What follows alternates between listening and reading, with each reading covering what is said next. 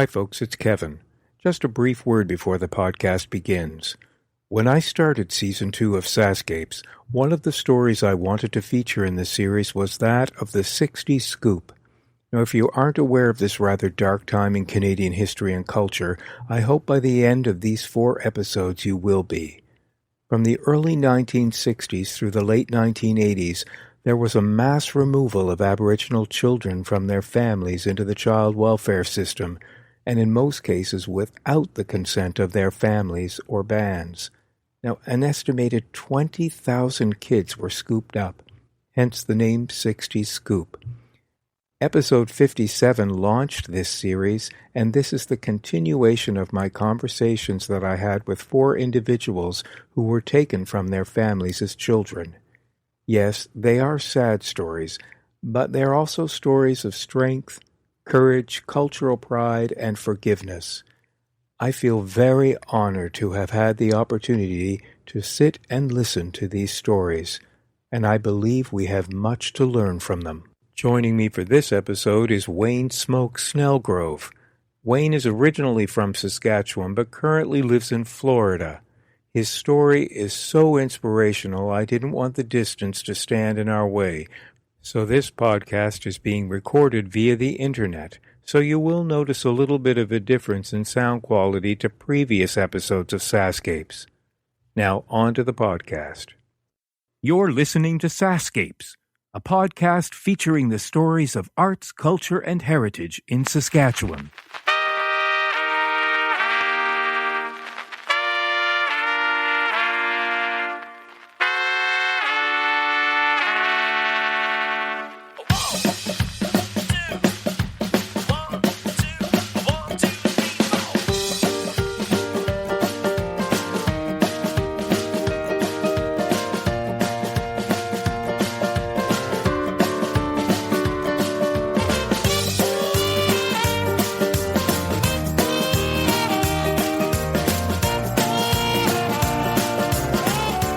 Wayne Smoke Snellgrove, thank you for joining me in what is the first podcast being recorded between 2 countries. You're all the way in North Miami Beach. Is that where you're at? Yep, right here in Florida, just a little bit north of Miami. Right. But you're not originally from there. You are originally from Saskatchewan. I am, yes, Fishing Lake First Nation. Right, which is near Wadena, yeah? Yes, it's a little bit outside of Wadena, Saskatchewan, yeah. So I wish that we were talking about a cheerier subject, but what brings us together is the continuation of the podcast series that I'm doing on the 60's Scoop, of which you were a child. And so I'd like to just chat with you a bit about your amazing story. We spoke yesterday, so I already know a little bit about it. So if we start from the beginning, you were taken right from birth, yeah? I was. My mom, my mother gave birth to me, and government agents came in to the hospital while my mother was languishing in a diabetic coma, and they took me away without consent, without any warning. There was no warning. So when she came, had you even left the hospital as an infant yet? I had never even left the hospital. My first trip was to the orphanage. My first trip anywhere was to the orphanage. And when my mom came to, she was in a diabetic coma for 31 days. And then when she recovered, she went back to the hospital to try to bring me home. And at first she said that I was having medical issues done, and they needed to hold on to me. And then she would come back. She would come back a few days later, and they would say, pretty much stonewall her. And so finally they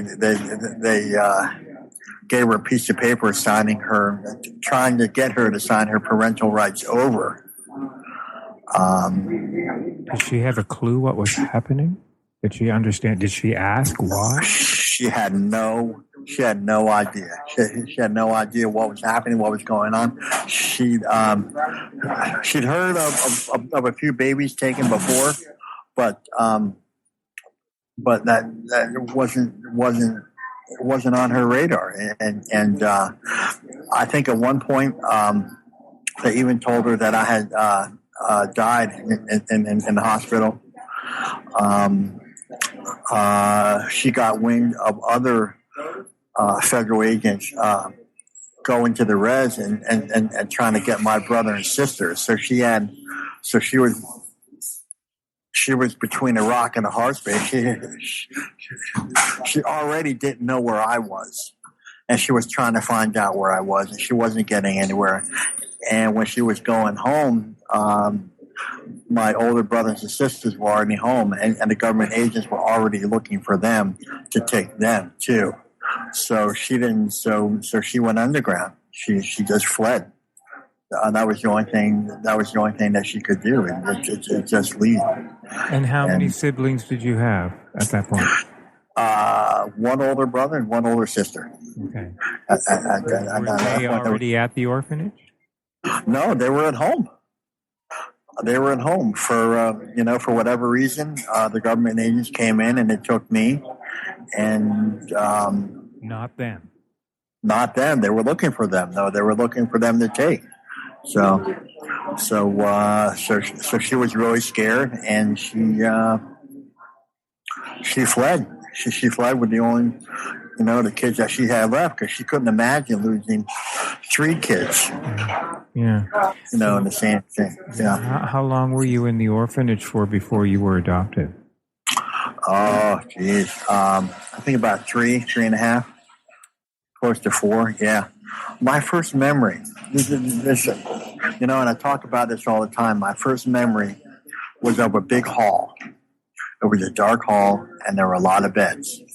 And I just remember looking around saying, this is not right. This is so scary. I mean, and it filled me. So my first emotion, my first memory in life was fear. Nothing, this doesn't look right. It doesn't sound right. It didn't feel right. It didn't look natural. And I was in fear. And one of those things that happened was, I had this little voice in the back of my head where it said, just remain quiet, because the quiet ones survive. The quiet ones survive. It was that ongoing thing just a voice in my head. And so I clammed up. I shut up in every situation because I could feel, even at that age, I could feel death all around me. I could feel this wasn't right. I could feel death. Kids were going and they weren't coming back. Anybody that was making any kind of problems, ruckus, being loud, obnoxious, they were just disappearing. They wouldn't come back. And I just remember seeing this, and the voice in my head just kept that over and over. It was the same tape. Just be quiet. Just be quiet. Just be quiet. So that's what I did. That's what I did. And, even the fact that I was adopted at such a late age is a miracle, because most parents that are looking to adopt, they want to adopt within the first 6 months. So every month after that, the percentages drop dramatically. So the older I get, the less chances, obviously, there was for me to get adopted. So. Right. So the family that adopted you wanted an infant, and you were the closest to. Well, actually, they had adopted a white American child a year before, and they wanted him to have a brother.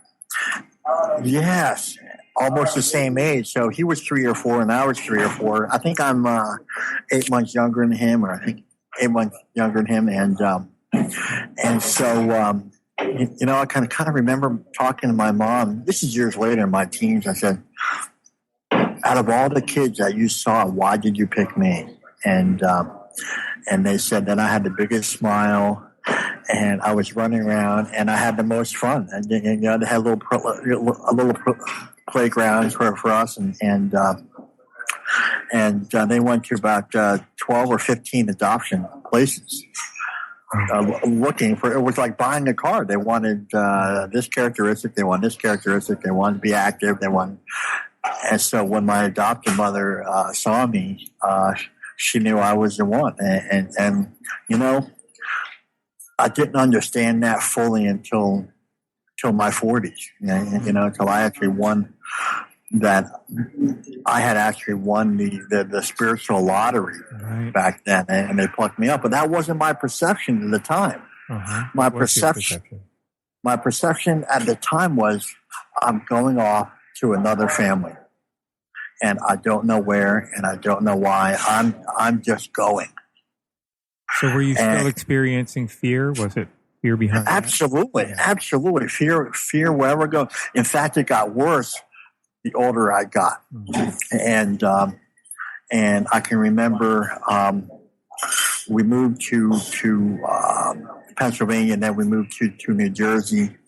And I can remember I had this little go bag.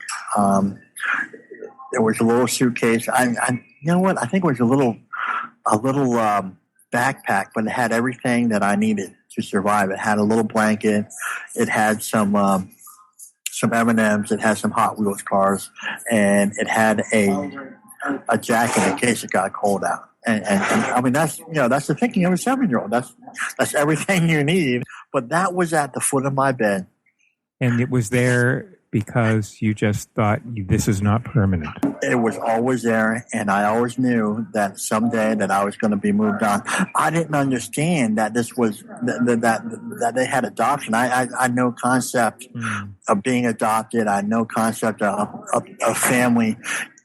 It took me probably about 10 years old to figure out that, listen, this is my family now, and I wasn't going anywhere. I had no concept because I would go to school and they would talk about families and they would talk about moms and dads. And I just spaced out during that because I didn't know what they were talking about. I had no idea. And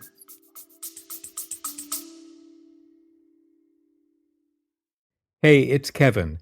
I hope you're enjoying the episode so far. Just a quick reminder that the SaskScapes podcast is available for free on your favorite podcast app, or you can stream it from your browser. Check out the show notes for the link. On the SaskScapes homepage, you'll notice something new under the logo called SaskScapes Plus. You can't miss it. There's a big button saying support with a heart icon next to it. I'd love it if you could click on that button and help keep this podcast series going. When SaskScapes launched in May 2014, it was the first podcast in the province celebrating arts, culture, and heritage. In fact, you'd have been pretty hard-pressed to find any Saskatchewan podcasts. So I'd like to think that we paved the way. It's been because of your support that this podcast is now in its 9th year. Okay, that's it. Enjoy the rest of the episode. Do you remember the day you unpacked that bag, that knapsack? Not specifically, but I can remember looking at it and I said, I think it's time to unpack that. I think it's time. I pull one or two things out at a time, and before I knew it, before the jacket was in the closet and the toys were in the toy box, and although I think I kept the M&Ms in there just in case. Just in case, yeah. M&Ms, yeah. And but growing up, it was, like, this was the middle 70s. This is not Angelina Jolie adopting kids out of Africa or China. This is a mixed racial adoption, and people just didn't see that back in the mid 70s. Remember, this is in America after the 60s.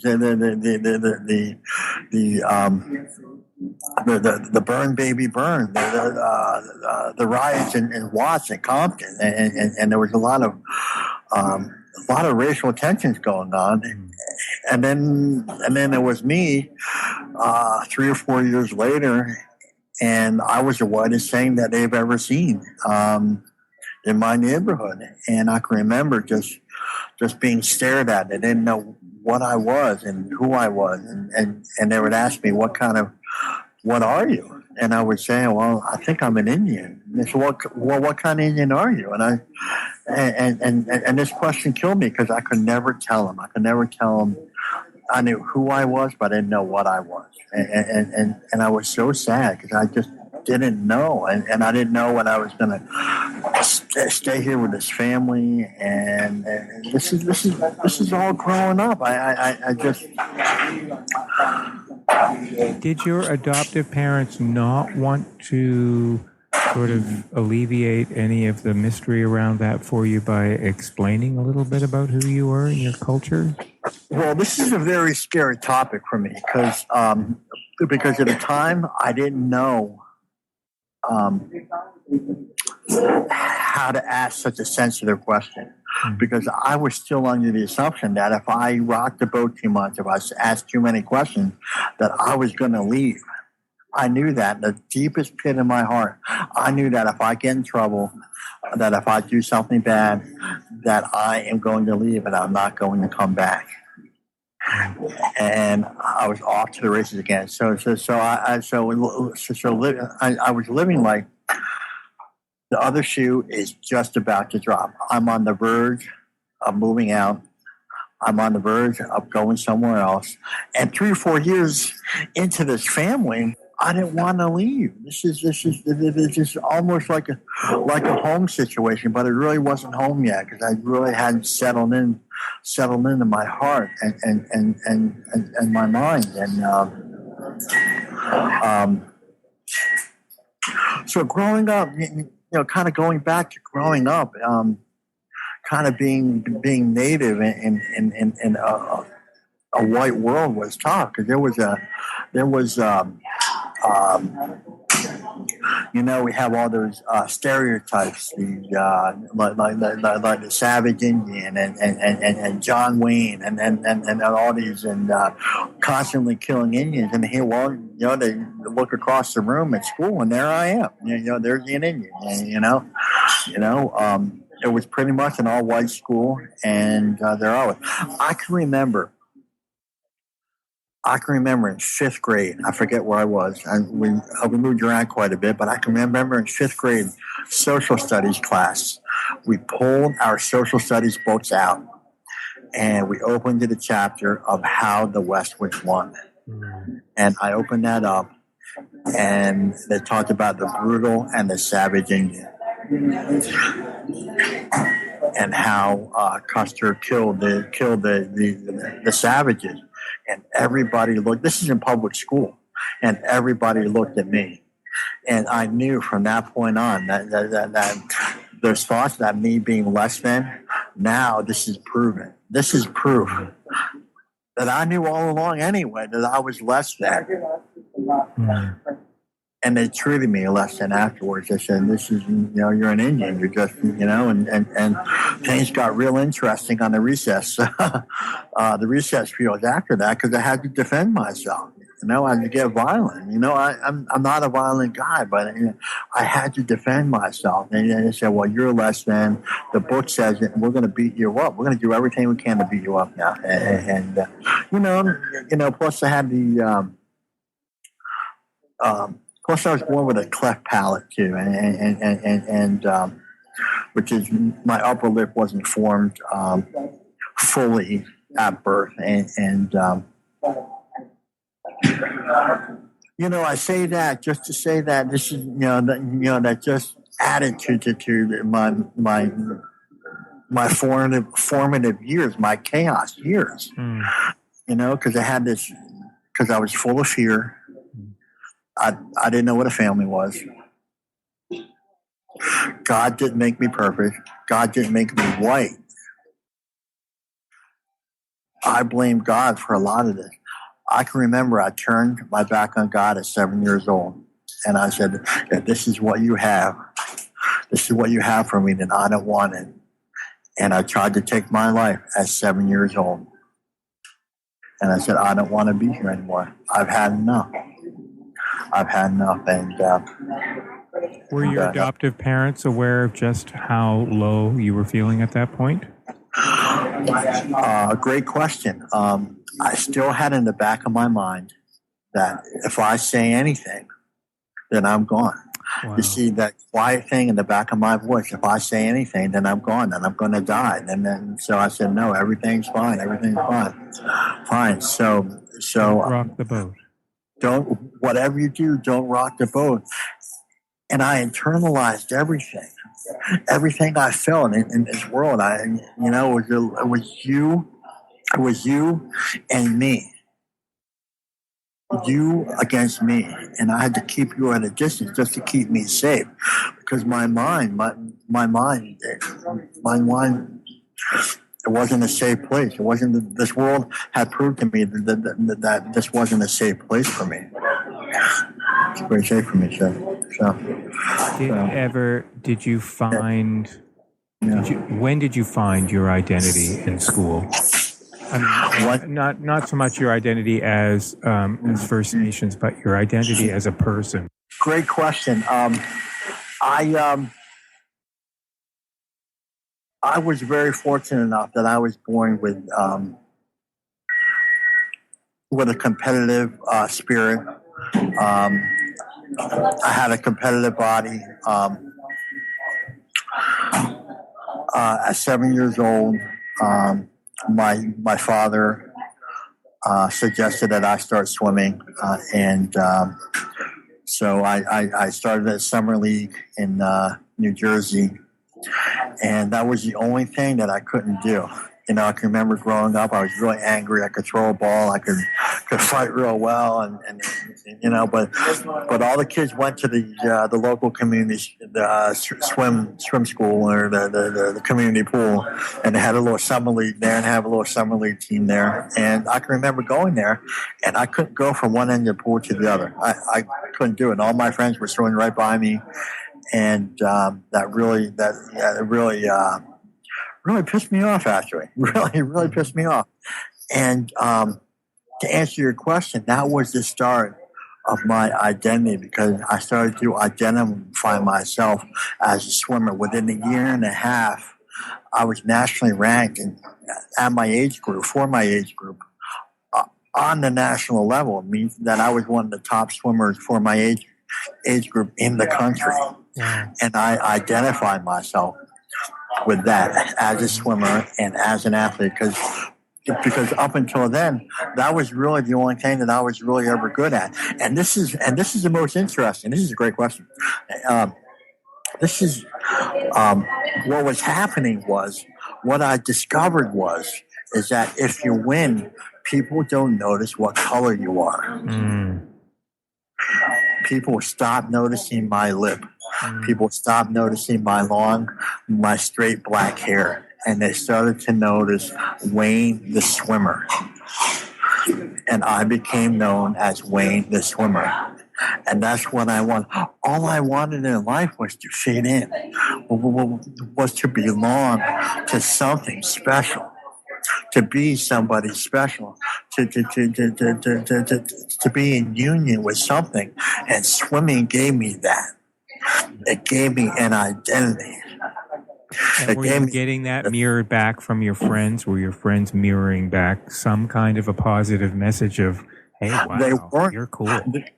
They were now, because within a year and a half, I was not only beating them, but I was killing them. Well, not figuratively, but killing. But killing them in the pool, in the water.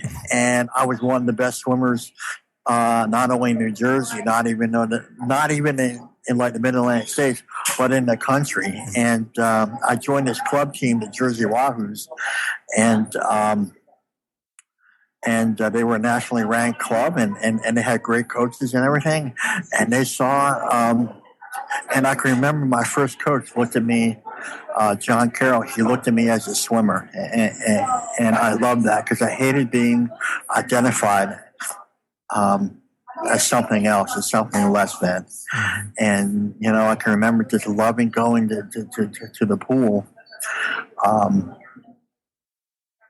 and, just having that connection I didn't have anywhere else. And, if you win, people love you no matter, and that's just a fact, it's still today. If you win, they love you. And I figured out a way for people to love me, even though still didn't love myself at this point. I was living, it took me years to figure that out, how to love myself, but growing up Native, it's just in the white world is tough, really tough. You had two competitions going on. You had the competition in the pool, and you also had some kind of a competition with yourself. I had that conflict going on, absolutely. Yeah. I had that anger going on. I still didn't talk to God. I knew I was, just growing up, I knew I was Native. And I can remember as a child growing up, all I wanted to do was I wanted to see another Native athlete. I wanted somebody to look up to, and there was no Native athletes there. There was really no Native. I thought for a lot of years I was the only Native that could float. I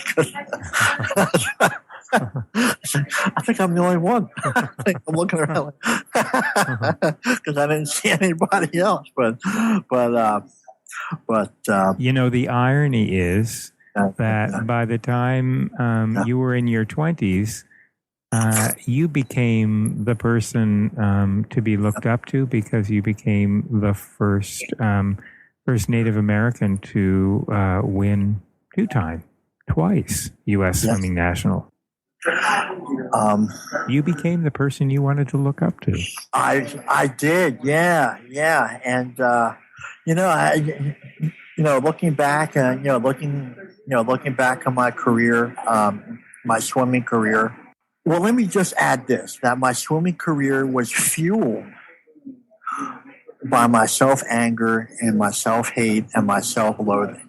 Now, incredibly, I don't know how this sounds, but it really fueled my swimming, because I knew I couldn't hate on you all the time, but I knew I could hate on me all the time. So every time I went swimming, every time I trained, every time I ran, I beat myself to death.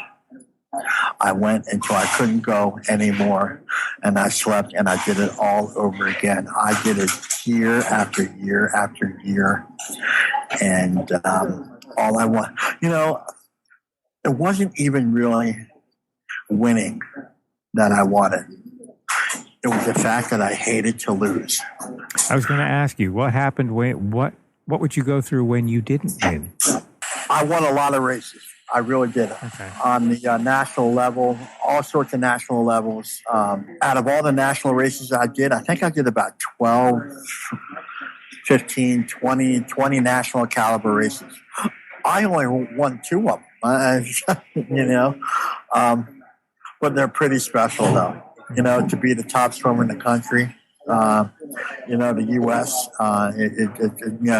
it's pretty special. The older I get, the more special it is, because, I kind of took it for granted when I was younger, and now it's just something really special. Now all I want to do is I want to give it away. I want to tell my story to other Native youths, and say you can do this too, and help out the young Native athletes that had no one to look up to, and I'm having a hard time. When I was in high school, I was a blue chip athlete. I was one of the best swimmers coming out of high school in the country, in the U.S. I was looking at Stanford. I was looking at UCLA, all these high-powered swimming schools. And I can remember it was December.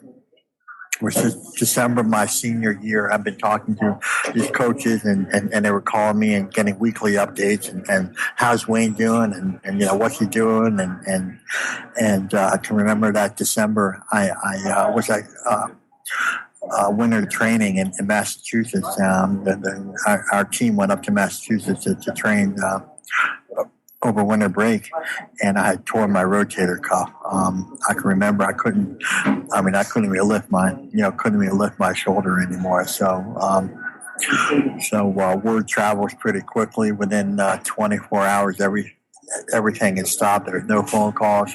No one would call me back. The letters had stopped because it's a business, and I didn't know that, and I took it personally. And you know, when you give someone a scholarship, they're investing in you, and no one wants to invest in damaged or broken goods. And so from December to over the next couple months, I just iced myself, iced my shoulders. And when the big swim meet came around, what they decided to do was they decided to give me cortisone shots. They gave me a series of 3 cortisone shots in my shoulder. So about a week before the big swim meet, they threw me back in the pool. I went on to be a part of a national record-breaking relay.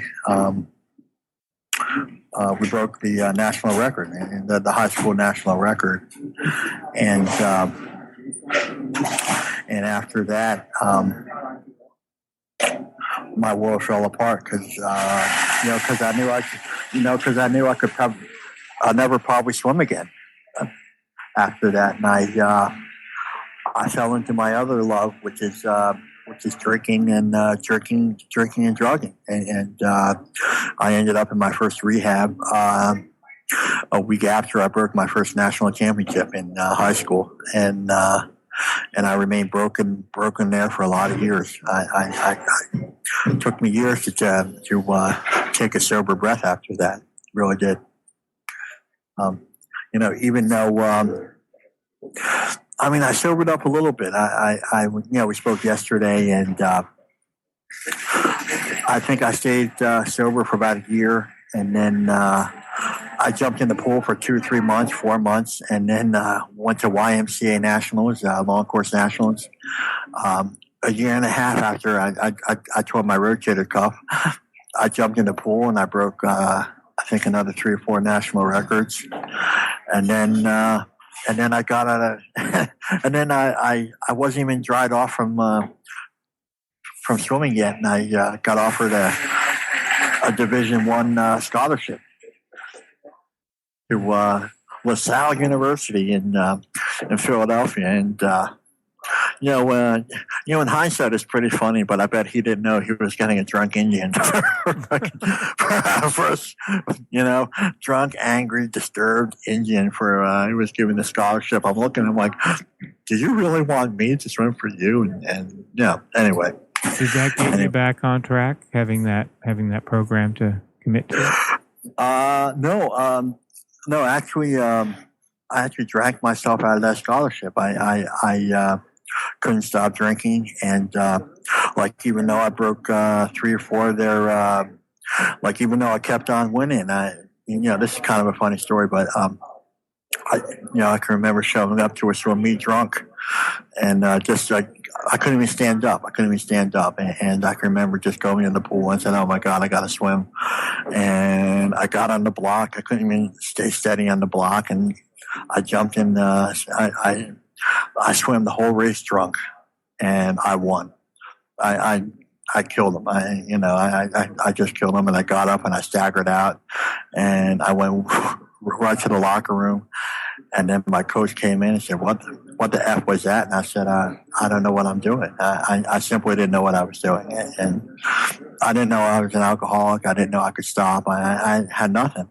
All I knew was that I was in a lot of pain, and that undercurrent of anger was there. That quiet anger that I always had as a kid was still there. Yeah. It was still there after all those years. It was still there, and I was so angry. And the only thing left that I had to do, my only solution, was to either kill myself or to drink. And I didn't know what to do. No, I simply didn't know what to do. And so I lost that scholarship, and they gave me on my way out the door in the University of LaSalle University. They said, "Oh, by the way, they're looking for lifeguards down at the beach.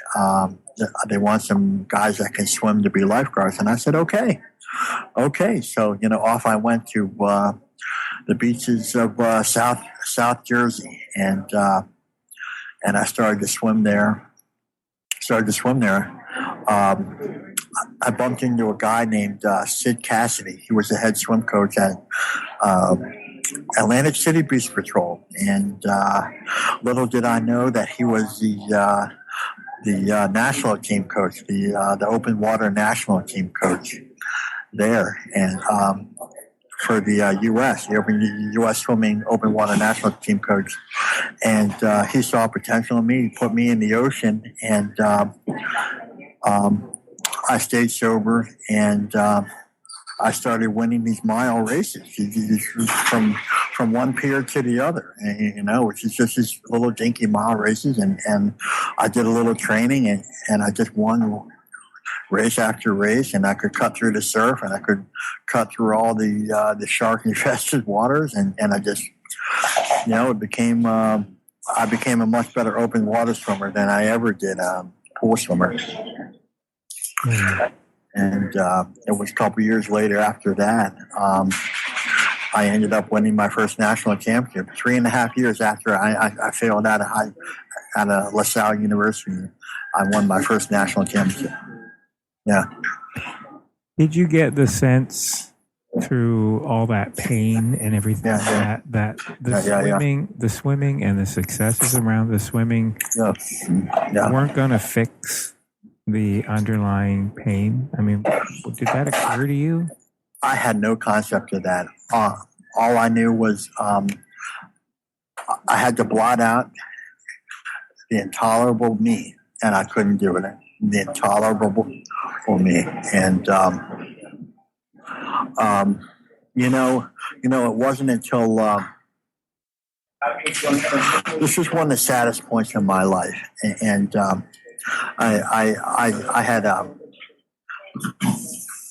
had retired from swimming. I'd gone through about 8 years of marathon swimming training and got a little tired of that. And still was swimming a little bit, but not on the national level. And was doing lifeguard races, South Florida lifeguard races. And I was sitting on the beach. It was November of 1997, and I got a phone call from my brother in Boston, and he said, "I think you better come home. I think you better come home." And I said, "Why?" I said, "Mom passed away. Mom passed away." And I had been real close to my family, but that was the only family that I knew. And I knew that moms are very special. And I knew deep down somewhere in my heart, I found out when she was gone, I had a lot of love for her. And I can remember they pulled me off the beach in Hollywood, Florida, and they gave me the phone and said, my brother was on the other line, and he said, "Mom, you passed away. We got a plane ticket for you waiting at the airport." So off I went to Boston and to the funeral home. And the next day was the most pivotal day of my life. And I can remember looking at my mom in that funeral home for the last time. And there was a sense of mourning, and there was a sense of loss. And I said, "Oh my God, I had been feeling like this my entire life and never even knew it." I had no idea I was sad. The worst thing about it boggled my mind. I said, "Oh my God, I've been sad. I've been mourning my entire life, and I never even knew." And I made a commitment to myself. I said, "I'm going to bury my mom, the only mom I never known. Ann Margaret Snellgrove is her name. And I love her very much." And I buried her, tears running down my face. I buried her, but I made a commitment to myself. I said, "I bet you I have another mother out there somewhere. I bet you I do. And I'm going to find her. And I don't care if it kills me. I'm going to find her." I hope you're enjoying this episode. Did you know that all episodes of SaskScapes can be downloaded or streamed for free? You can find us in the iTunes Store, on Stitcher Radio, and at iHeartCulture.ca. And I'm so excited to announce that SaskScapes now has its own app for both Apple and Android devices. Head over to the App Store or Google Play and have SaskScapes at your fingertips with just one easy tap. Remember, we love hearing from you with your feedback in the review section. And now, back to the podcast. And so I spent the next 2 weeks taking care of my father, teaching him how to cook and shop and all that stuff. And then I had to go back to Florida. But on my way back to Florida, I secretly taken my adoption records, all my adoption records, back to Florida. And I said, well, this is on me now. This is my game. This is my story. This is my life. I have to find what's right here, because this hasn't been right for so long. I'm 32 years old. I lost one mother. And that day I realized I lost two mothers. Nobody in one life should lose two mothers. The pain is just too great. It's too horrible to take. And I spent the next 7 years tracking down what those adoption records were, what they meant. I just connected the dots, and I ended up with 3 names and 3 numbers. All Nora Smoke was my mother. Nora Smoke, Nora Smoke, Nora Smoke. And I sat on that for a year. I said, this is it. I even had the location of Wadena, Saskatchewan. One of them was in Wadena, Saskatchewan. Why did you sit on it for a year? Because if I called, I said, Mom, this is Wayne. I'm your long lost son. And if she were to say, oh, well, you're product of rape. Oh, you're product of incest. Oh, you're product of a one-night stand. I really don't want you in my life. I would put a bullet in my head. So you needed to be ready for whatever happened. I needed something. I needed something to buffer that blow. And it was about a year later, I was searching the web, and I came across this website by Ann Patterson. It was a Canadian site because one of my things was I would search adoption reunion sites. That was my thing for an entire year. I just, I knew something was there, and I just kind of searched it. Well, anyway, one night, it was about midnight, I was searching the web, and there was this adoption reunion site out of Canada. And I said, hey, I'm from Canada. This is pretty cool. So I went and I typed in, and they were talking about natives in Canada. And I'm like, wow, I'm a native from Canada. This is really cool. And this is the first time I heard about the 60's scoop.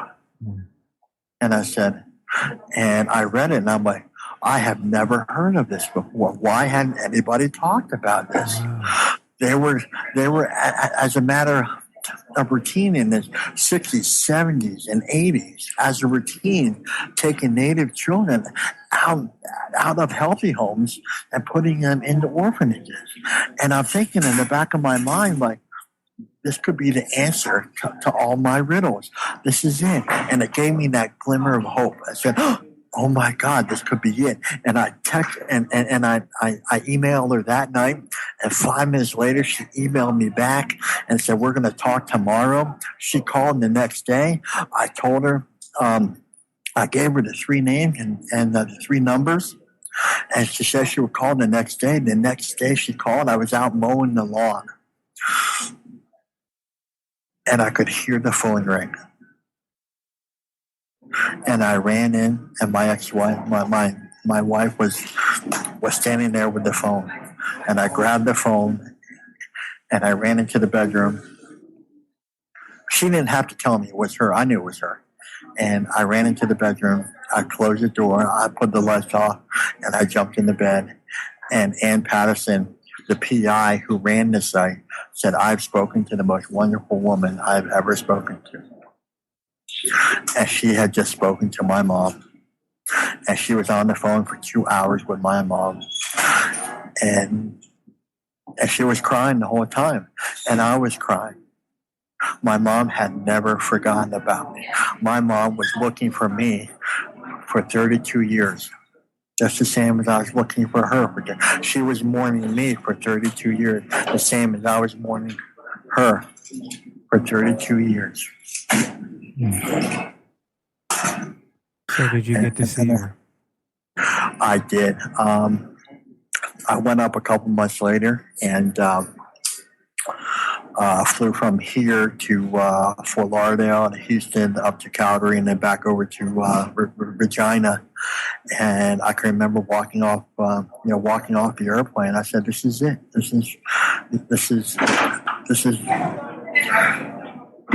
just, there's moments in life that you just can't even describe. I can't even begin to put words on what it was like walking off that airplane and walking up to that little teeny tiny terminal in Regina, Saskatchewan, and turning the corner and walking up the little flight of stairs and seeing my sisters there and seeing Indians right there. Because up until then, I had been uncomfortable around any other Indian. That's just the way it was. But that was the first time that I looked at a group of Indians and I said I was home. And my three sisters, they were surrounding my mom. They were hugging my mom. They were all in tears. And I said, "Mom, I'm home." And after that, I can't remember what was said after that, but we were crying. And she was the most beautiful woman I think I've ever seen. Her smile, her touch, just the way she looked at me. I had never felt that before 32 years. I had people love me before, but no one ever looked at me the way she looked at me before. And I knew that I was home when I saw her. What was the first thing she said to you? Do you remember? I can't remember. I was crying. I'm crying right now. I remember talking to you. I'm crying. I'm crying about it right now. And it was just, what do you say after? Yeah. When you meet your mom for the first time at 32 years old, you're like, "Hi, how are you? How you been?" Just doesn't cover it, Yeah, right. It just, and I connected with her in such a way. And we went back to the house and we were a family again. And we just sat there and just all of us around the kitchen table and just talking and just connecting and reconnecting. And I looked into her eyes and I said, this is beautiful. This is everything that I wanted. This is everything. You can have all your national championships. You can have all your awards, and you can take back everything. All I wanted was just to sit with my mom quietly, cook her some dinner, have a cup of coffee with her, and just sit there and tell her that I love her. You can take all that back. That's all I ever wanted. To answer your question, that's when I became whole again. That's when I knew I could be me again. I said, this is okay. It's okay to be me. It's okay to be an Indian. It's okay to hurt. It's okay to tell my mom the truth. It's okay to tell my mom I love her. And that's what I did. And I can remember talking to my family, and this is one of the most, and I'll always remember this, and it was one of the most poignant conversations I've ever had. And they were talking about growing up as traditional Indians. My sisters and my older brother and obviously my mom, they grew up traditional. And the government came in and they put them into housing. They forced them into housing. And now they said, okay, now you have a house. Now you have to start paying us money. And they couldn't understand that. And they said, we don't have anything to give you. And they said, well, now you're poor. And they said, what's poor? Because in Soto Cree, they didn't have any word for poor. They had no concept of what poor was. All they knew growing up is that they were happy. Their bellies were full and they loved their families. That was it. That's all they knew. It wasn't until the Europeans came in, colonized the reservations, and said, now you're poor. They had no idea what that was. Was your adoptive father at this point aware of just how shift this was for you in your life? Was he aware of everything you were experiencing? I had to tell him because this came out in one of the local papers here back in '03, and I had to call him up, and that was a tough conversation to have with him because he's still my father. He'll always be my father. Mm-hmm. He is a wonderful, wonderful man. I love him. I love him so much, and I didn't know how he would take it. He would take it as disloyalty, as like, well, here's a whole nother family that you won't love me anymore. But I tried to reassure him that you're my dad. You're always my dad. You love me. You were there taking me to swim practice when I was a really angry kid, and you loved me when I couldn't love myself. And I understand that now. You loved me when I couldn't love myself, and he did it for years. And I understand that. And nothing will ever take that away. Nothing, no experience, no hug from my mom will ever take that feeling away from my heart. And, that's one of the biggest things I want to talk about, is just getting in touch with my true self, my true native self. It's really just feeling matters of the heart, because I for 32 years, I didn't know what that was. And so when I talked to my dad, I said, Dad, I love you. You're going to always be my dad. You're always going to be, number one. But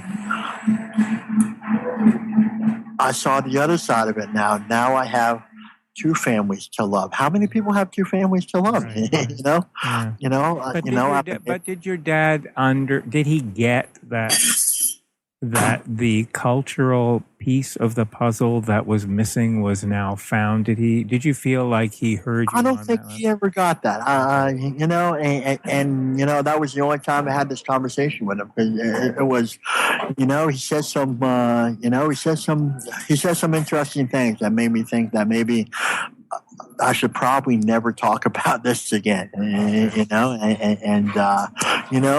he's just been a wonderful father that, I don't want to do anything to hurt him, and make him feel bad, because, being growing up the way I did and being angry for the way I did and being a drug addict and alcoholic, I did a lot of bad stuff, man, and he was always there to love me back. He was always there to love me and pick me up and tell me everything was going to be all right, and he was always right. Everything was all right, but I want to, it's not like that. I'm trying to protect him. I just, some things are just kept up and kept with me and my family, because. It's kind of weird having two families, but Well, one of the things that I'm noticing in talking to other people who fell prey to this terrible part of our Canadian history is that I wonder, there is no reason that anyone could give anybody as to why the children of the 60s scoop were taken away, because they were taken away for completely false assumptions about the First Nations community. And so you were too young to be told why you were being taken away. You probably never even heard. But do you think there was a part of your adoptive parents? Well, I'm not sure if they would have ever even heard either about the 60 scoop. Were they ever aware at any point that they were part of something that was really cultural genocide? No, not at all. No, not at all. This is a human trafficking issue. That's what it boils down to. And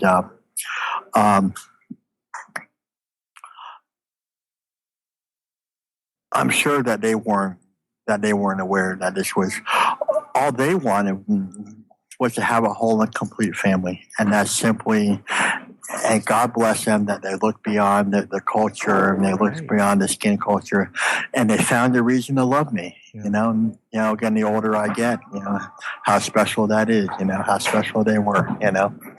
But was your birth mom happy for the upbringing that they gave you, that you were able to share with them? Was she at least pleased if she couldn't have you that you went to a loving home? That was also a tough situation because I didn't tell her a whole. I told her a little bit, but it's tough.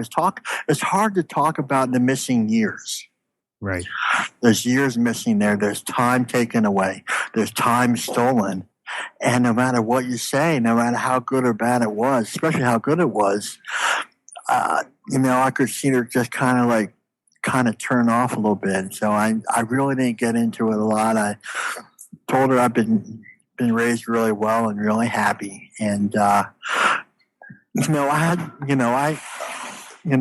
have to tread lightly on that. I still have to, that's a subject that, and she doesn't ask too many questions either. Right. She's really interested. They may be worlds that are best kept apart.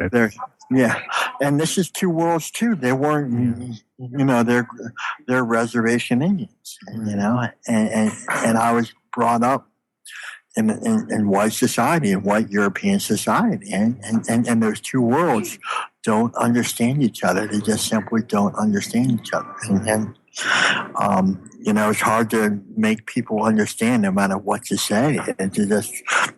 And that's what's so important with me right now is that when I talk about my story, when I speak about my story, when I teach about my story, when I talk in public forums about my story, I talk about, I talk about forgiveness, and I talk about trying to bridge those cultural gaps and stuff. That's the main reason what I do now. There's such a cultural divide between the native world and the white world, the white European world, and I think a little understanding goes a long way. And what I do now is ever since I met my mom,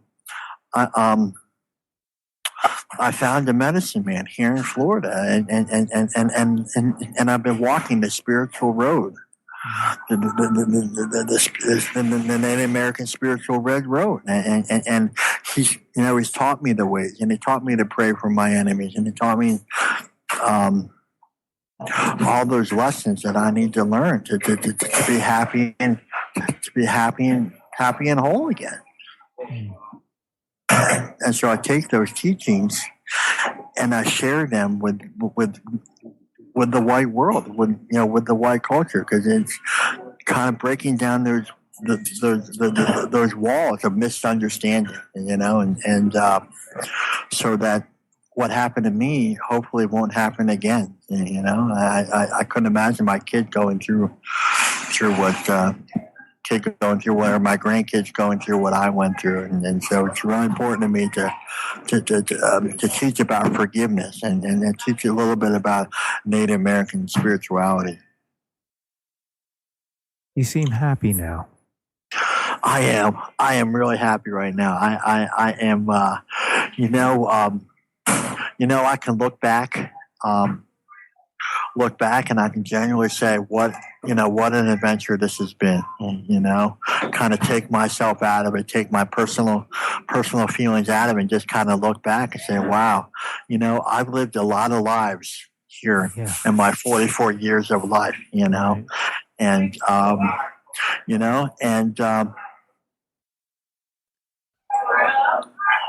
and it's just the way, it's just the way it is. Sometimes you get the short end of the stick, and maybe I did, and that's okay. And but the most important thing is, man, you know what?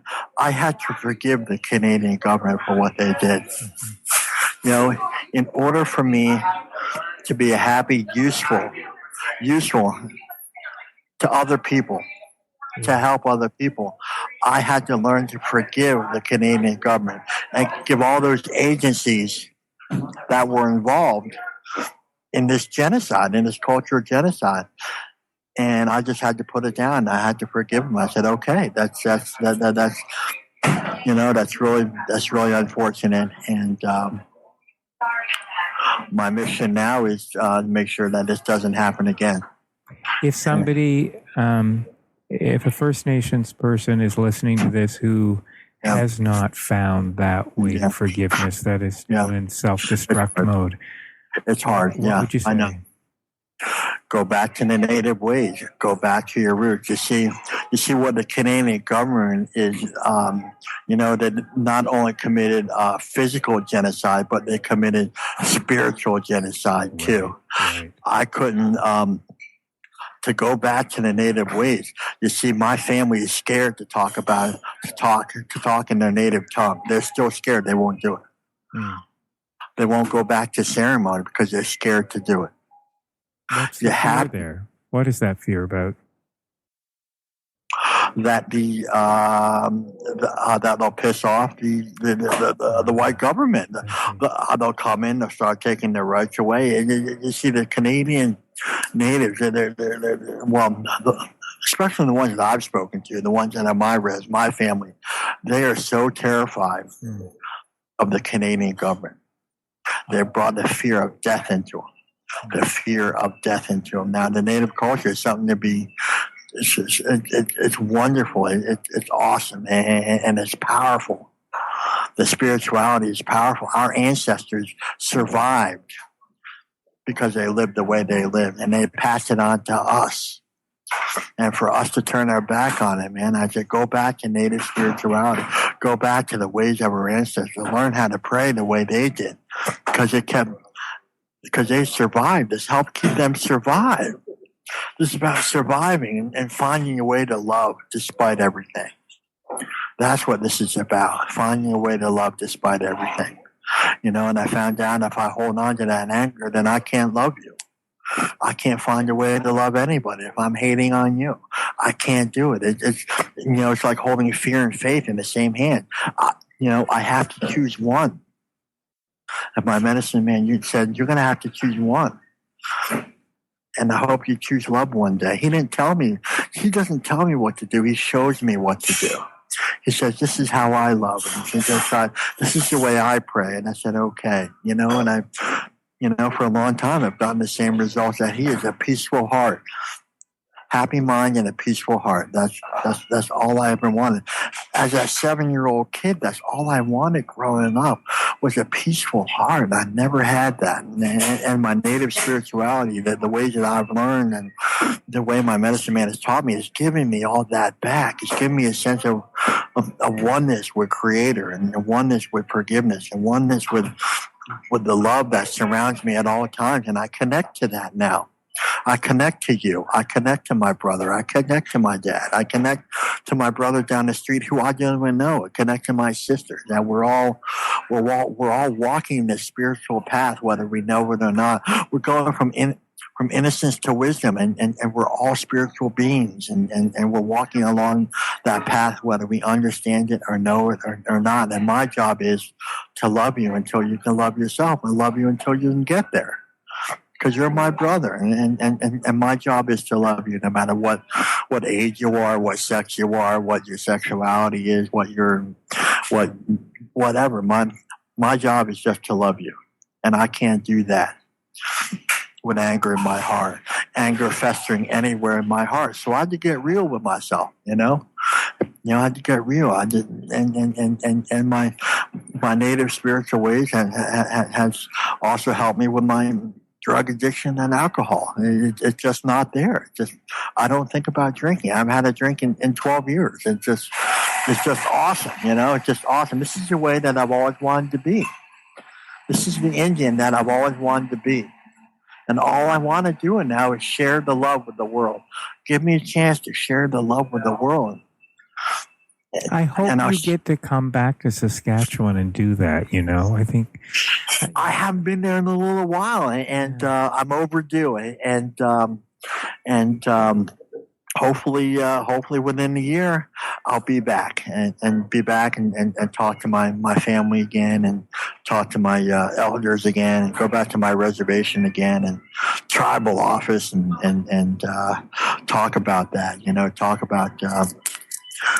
Talk about how it is to forgive and to love and just let go all that anger, And I hope you get a chance to tour the province and take that message to other First Nations communities. I would love that. I would love the opportunity because remember when you were telling me about the kid that had no no native swimmer to look up to. There were just this couple. Well, I dare say there's probably young people on reserves here now that think I've got nobody to look up to. I have nobody that has made it through to the other side of anger, and you're that person. Today I am. And I'm honored to be here. I'm honored to be sitting here. I'm honored to